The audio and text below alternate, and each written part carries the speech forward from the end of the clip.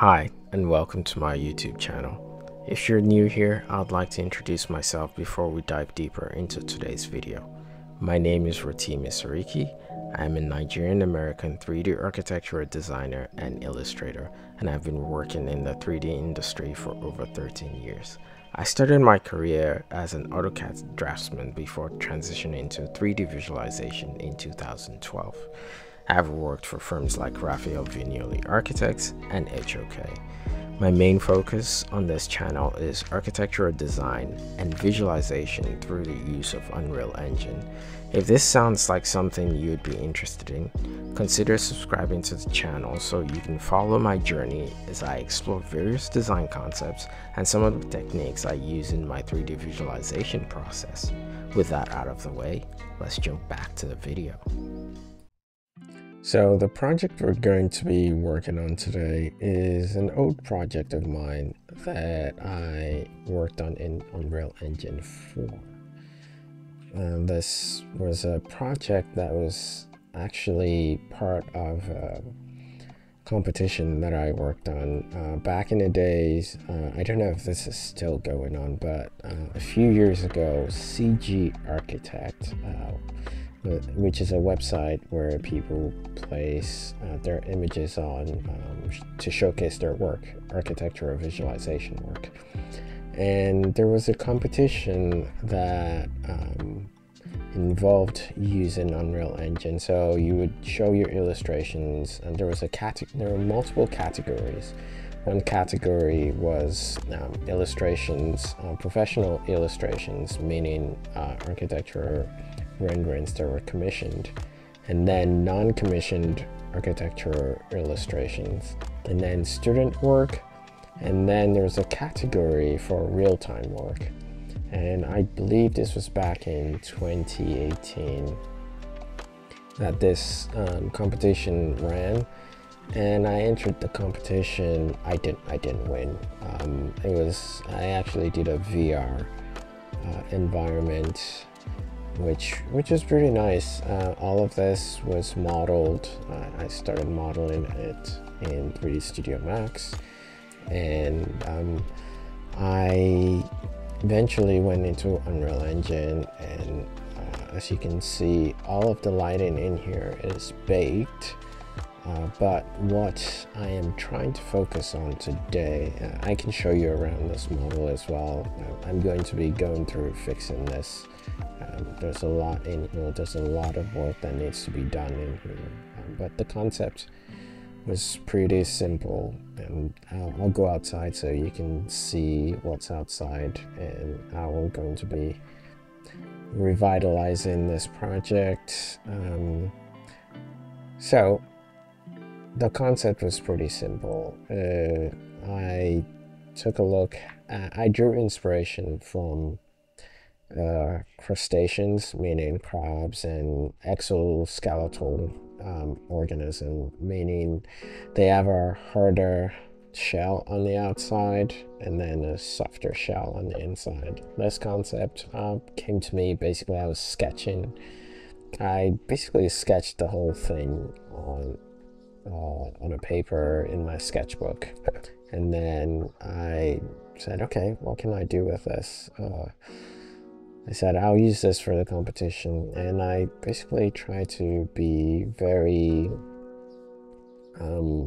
rigid on the outside of the building, meaning using some metals and also making sure that the lines on the outside kind of are very linear versus organic when you go on the outside, meaning I'm representing the outside as a very hard shell, and then when you go onto the inside of the building, it's actually softer. So you have some curves, flowing from left to right, and you have very gentle edges. So the edges are curved, and they're very little sharp edges in here.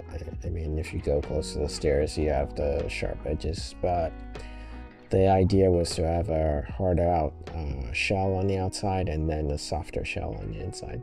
So what am I doing in this video? most likely this video is going to be broken into two, or maybe I'll keep it as a single video. I think it's better as a single video. So what are we going to be doing? What we're going to be doing is actually taking this project from its UE4 state. And as you can see, I'll come close to the dining area here. This looks really nice.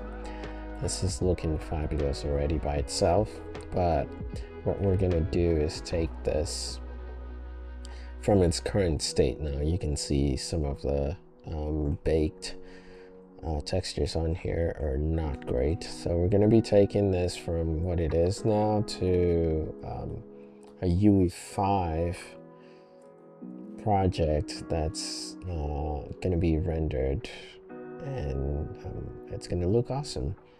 So what do we need to do in order for us to actually get this to UE5 stage? Because I think there are lots of you out there who have projects on your folders, on your computer, on your hard drive, that you would love to take into UE5, but you don't know how.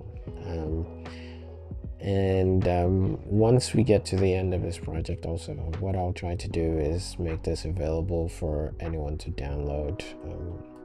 You know, you can take it. I'm probably gonna strip some things out, like the furniture here and the things on the table, but everything else I'm probably going to leave, and then the outside you can customize as your own. Yeah, if you want to download it, it's going to be there's going to be a link in the comment section, so you can download it yourself. But back to what I was saying, we're going to take this whole thing, including interior and exterior, and we're going to upgrade it. We're going to make it a UE5 awesome project. To start that, what you need to do, first off, this message is a little annoying at the moment, so I'm going to remove this message we have right now saying texture streaming pool over, it's over 1 gig, I believe. That's 939.957 megabits. So I will come in here and type in r dot streaming dot pool size, and typical number I enter is like 10,000 or something, and that typically takes care of that for me. I'm really happy with how this turned out, and the FPS on this is incredible. And this was a UE4 project. Yeah, this was back when I used to bake all of my architectural projects in Unreal Engine 4, and this bake, you know, still works, still looks good, but I need to upgrade this to a different thing. Also, I may go through a process of showing how I created this texture. I think I still have the this was done in Substance Designer, I believe, so I still have it, and I'm gonna include it as a download as well if you want to tweak the texture as well. But I want to upgrade this project and create really awesome animations so that you guys can enjoy it. So let's go ahead and get started on that in the next video. So I'll break this up for you a little bit, and I will see you in a little bit. All right, welcome back.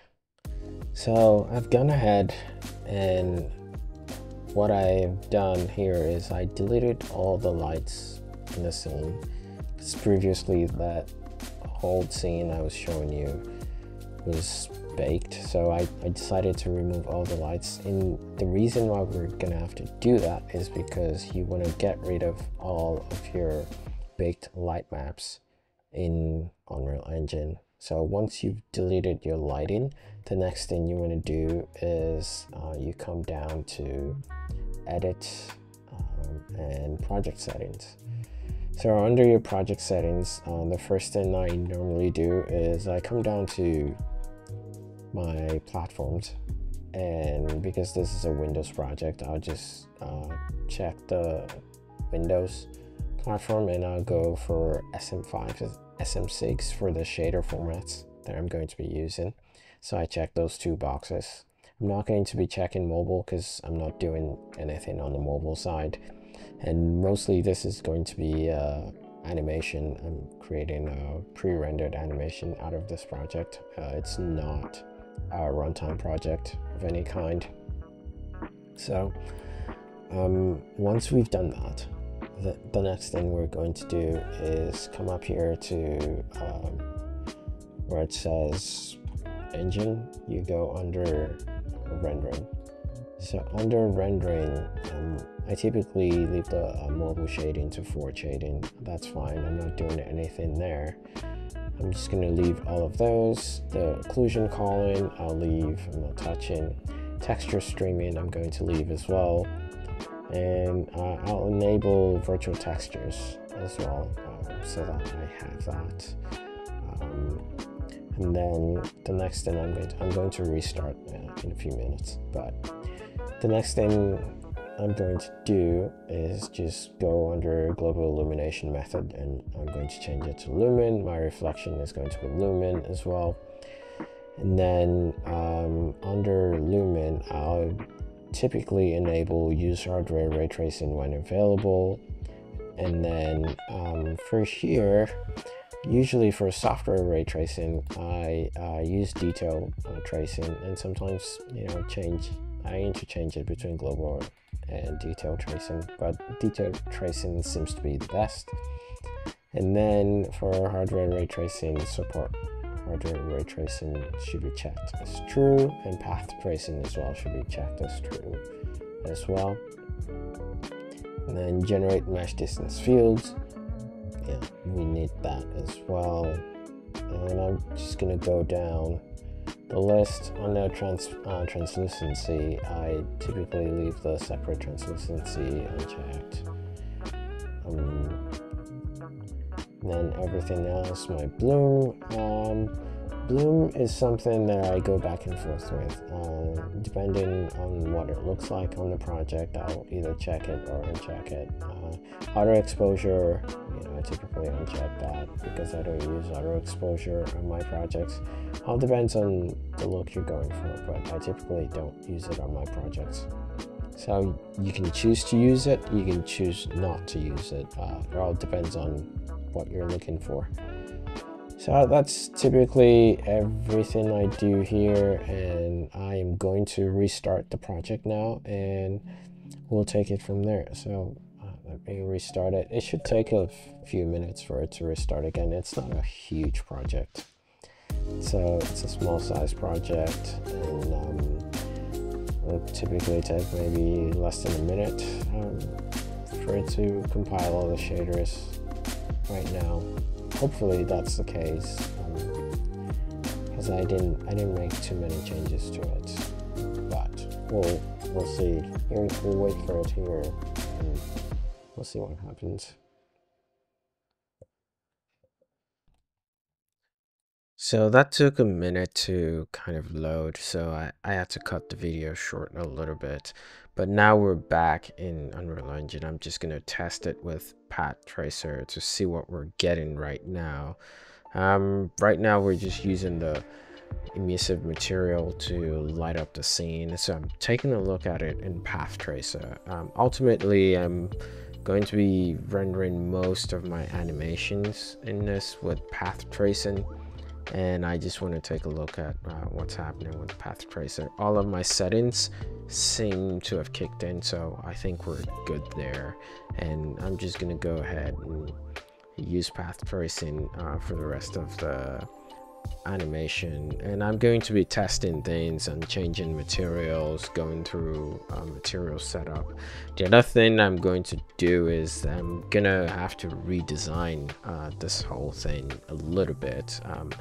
I looked at the design that I had initially, and I think I need to redo some designs, because the design at the time looked okay, but right now I'm rethinking what I had to do at the time.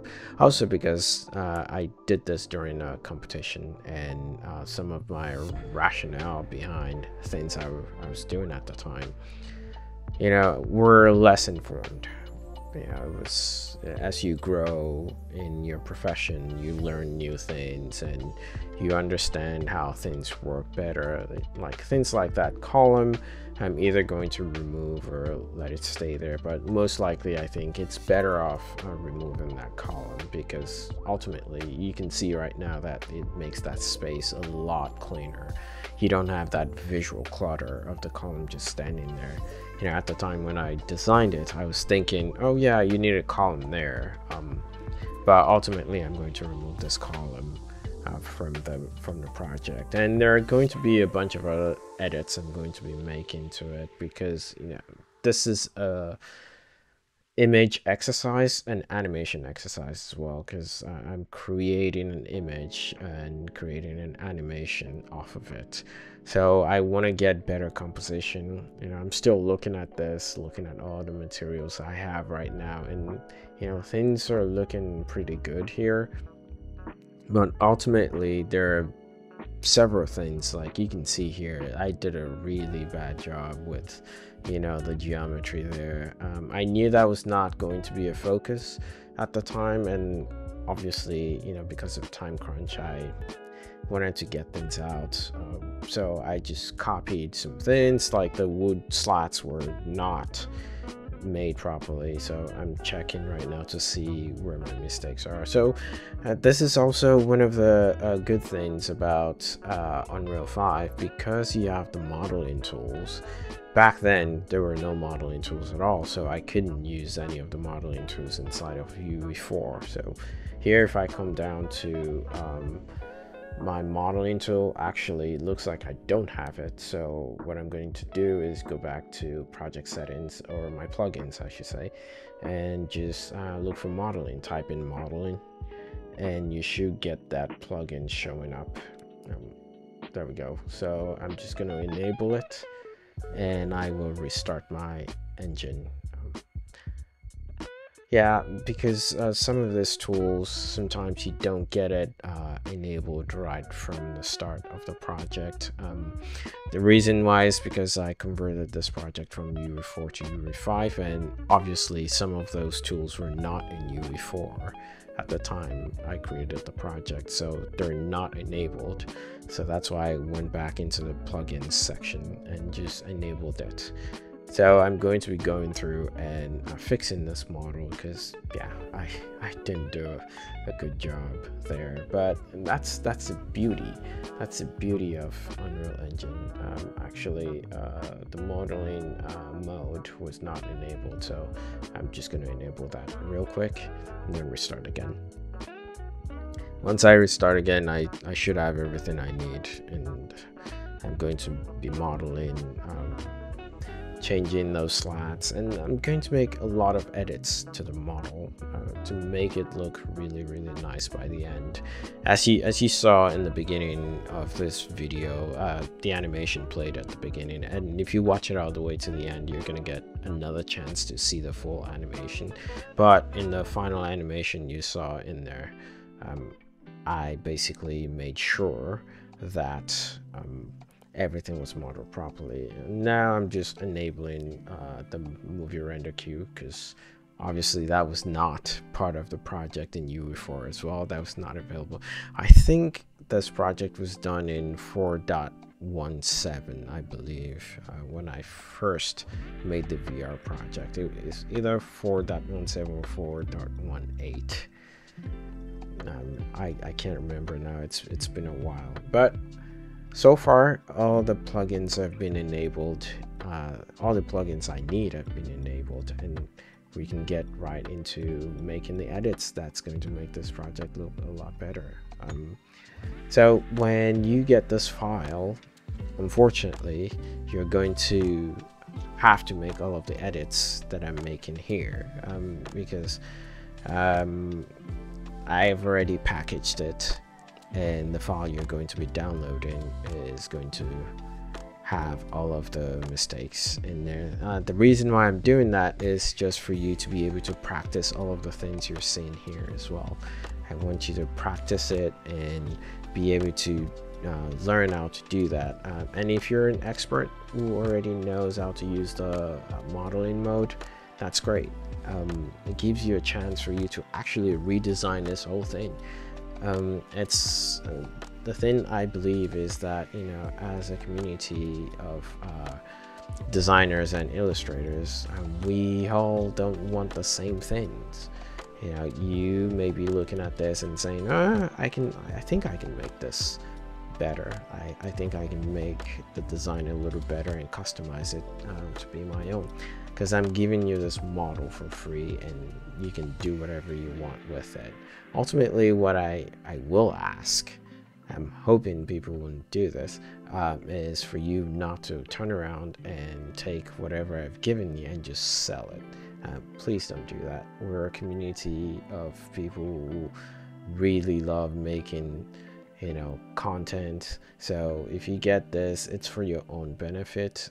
If you make a huge amount of modification to it, then you can turn around and sell it if you want, but I would urge you not to take this whole thing, you know, because you got it for free and just turn around and just sell it to other people who don't know that this was actually created by someone. So if you can do that, that would be great. If you can refrain from doing that, I should say, that would be great. Please don't take the model and then go sell it and make profit off of it. I spent so much time on this, and I wanted to benefit you. I wanted to benefit everyone who's going to be able to download this. I want you guys to use it to learn, to create more content for yourself, and then off of that you can maybe, you know, create your own tutorials. I want the ArchViz community, architectural visualization community, to grow, and the way we can do that is by, you know, teaching each other. I don't know everything, but I do my best to teach what I know. So I'm going to go through and just make all of the edits, and from here on out, it's just there's not going to be a lot of voiceover, because I'm just going to be going through you know, maybe double the speed just to show you some things, because right now if I go at this pace, this video would be like, you know, 10 hours, and no one's gonna sit around and watch a 10-hour video. So from here on out, I'm just gonna speed the video up, and in between I will comment and, you know, tell you what I'm doing if necessary, but for right now I think I will increase the speed. So hopefully you enjoy the rest of the video, and please let me know in the comment section if there are things you want to see, or there are things that I did wrong that you think I should have done better. Please put your comments in the comment section, and do let me know once you download the model as well, you know, how it's working out for you. Thank you so much, and continue watching the video, and I will see you at the end of the video.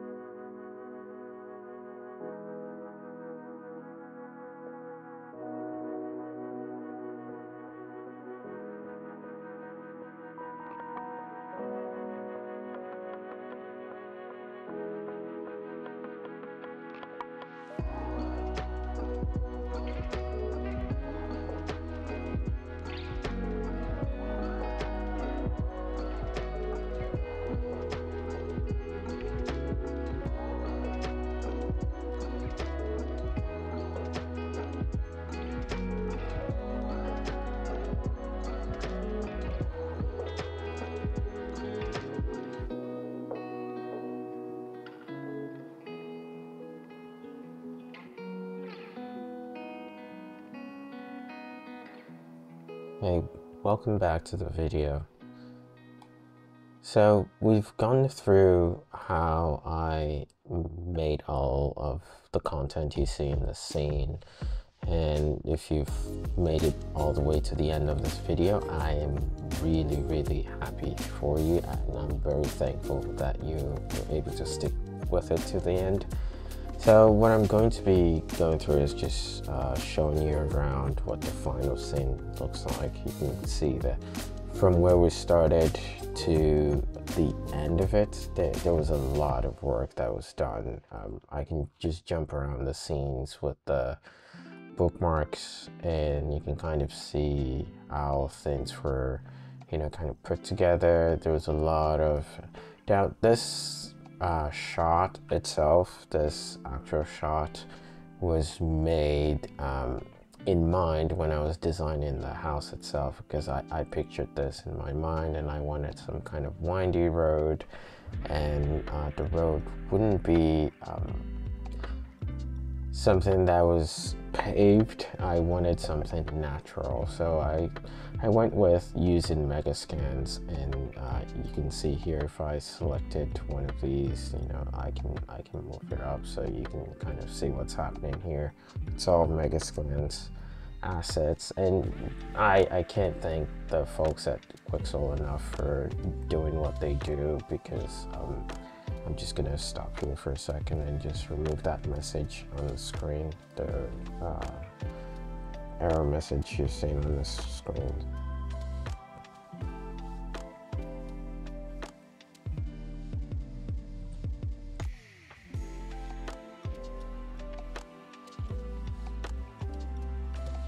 So there, we have that. So what I've done here is I've used Megascans, and I used a lot of Megascans in combination with a bunch of things as well.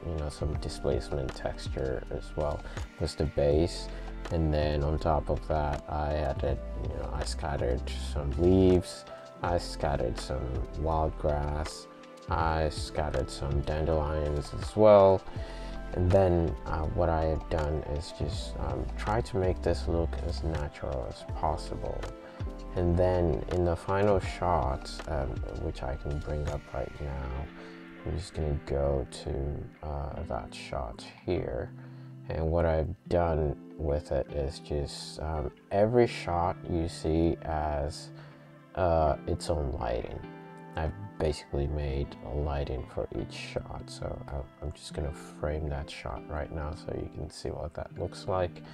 And what I've done with that shot is just to use the lighting to highlight the building itself, so that your eyes are drawn to the building as the camera approaches. And that's typically how I set up some of my shots.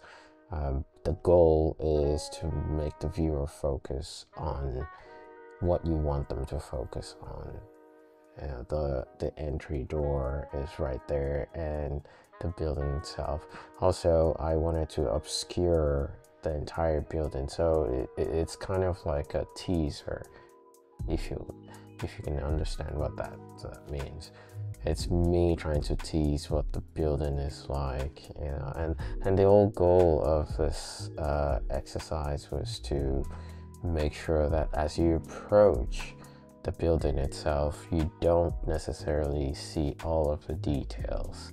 There's this wall itself that's, shielding you from seeing the exoskeletal structure that's on the other side of this, the party of the building, the inspiration for the design of the building. You don't see that, but it gives you pause to just kind of appreciate what is going to be on the other side of that wall. It makes you curious in a way to figure out, okay, what's on the other side of that wall? I can't tell. It makes you want to approach the building. So that was one approach that I took for this shot, and then I did a bunch of things as well. If we go around inside the building itself, and I basically just set up a few shots on the inside. I made sure that I added some plants here, some hanging plants, and because I wanted to create texture on the inside, a lot of texture on the inside versus the outside that has that metal look. If we go back to the outside for a second, let's just take us to the outside so that we can see that. And there's a lot of vegetation here, but you can see on the outside we have this metallic look, and you know, it's very, very structural in its look on the outside. And then when you get on the inside, you have this whole, you know, curve and kind of soft look on the inside, and then it's also warm as well. So I wanted the outside to be, you know, some kind of you know, rugged exterior. You know, it's metallic, it's natural, and then when you get on the inside, it's warm and cozy. You know, makes you want to sit down and just, you know, have a cup of coffee. Then when it comes to the rendering side of things, I just set up all my shots the same way. I always set up all of my cameras a certain way. So if I select one of my cameras right now, all of my cameras are set up the same way. I always just leave the default depending on what I'm going after. I either change the 16:9 to a custom setting where I just enter the number myself, 16 millimeters by 9 millimeters. And then what I'll do is, if I'm not going to use the focus to do depth of field, I just disable it. Because if I don't disable it, then I get, you know, weird blurriness on the edges of my camera. I don't like that. And then I typically change my aperture to either 1.2 or 1.8. It ranges from 1.2 to 1.8. And then I come down to the exposure. I don't use auto exposure. The reason I don't use auto exposure is I don't like the control that I don't get from using auto exposure, so I just change it to manual. And then exposure compensation, I always leave at 1. And then I turn on the physical camera exposure. I make sure that's checked. And then I come down to my camera settings, and my shutter speed I always put at 1. And then, you know, the ISO, it ranges between my typical number is from 300 to sometimes I go up to about 5,000 depending on the shot. And then aperture, the f-stop here, I always keep at 1.2, and that's typically it. That I don't do anything else beyond that on my cameras. I don't do color grading. I don't add any kind of chromatic aberration in there. I can do that in post, so I typically don't do that. So just get out of the camera for a second. And then the other thing I did was, at the beginning of the video, I did mention that I was going to be redesigning this a lot. So you can see at the top, I added a library at the top here. So if we just go there for a sec, I'll show you what I did. It was pretty easy to make the changes, but what I wanted is just to, you know, add some sort of library in here that, you know, the owner of the house or someone who's in the house would just sit here and work, you know, during the day. And then the bedroom is on the opposite side. One thing I didn't do in all of my illustrations is just to go into the bedrooms. You know, that's bonus for whoever gets the file and they design. You can design the bedroom as much as you want, I didn't want to do illustrations of the 2 bedrooms up there.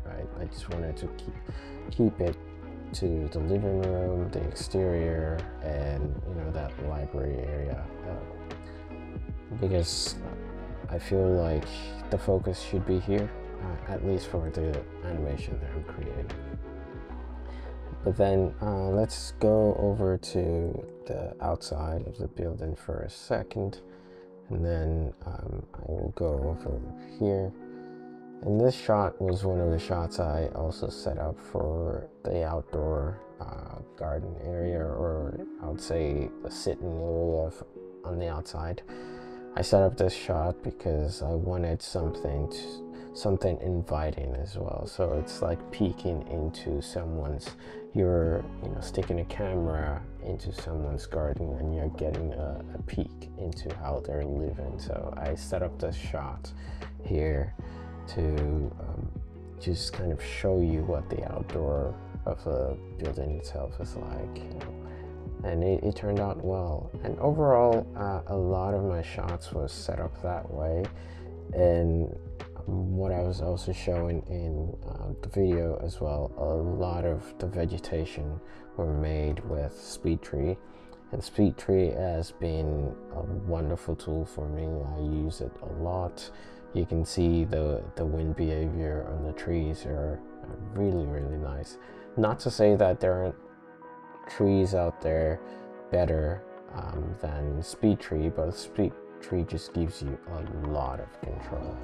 So a lot of what I did was just using SpeedTree, using vegetation to frame my view, and then framing some of my shots with vegetation, or just using objects in the scene. So if we go back in the interior for a second and I go to the landing shot and do that, so you can see that in this shot I'm framing the left side of the view with the metal tie that's holding the metal cable that's holding the planter box.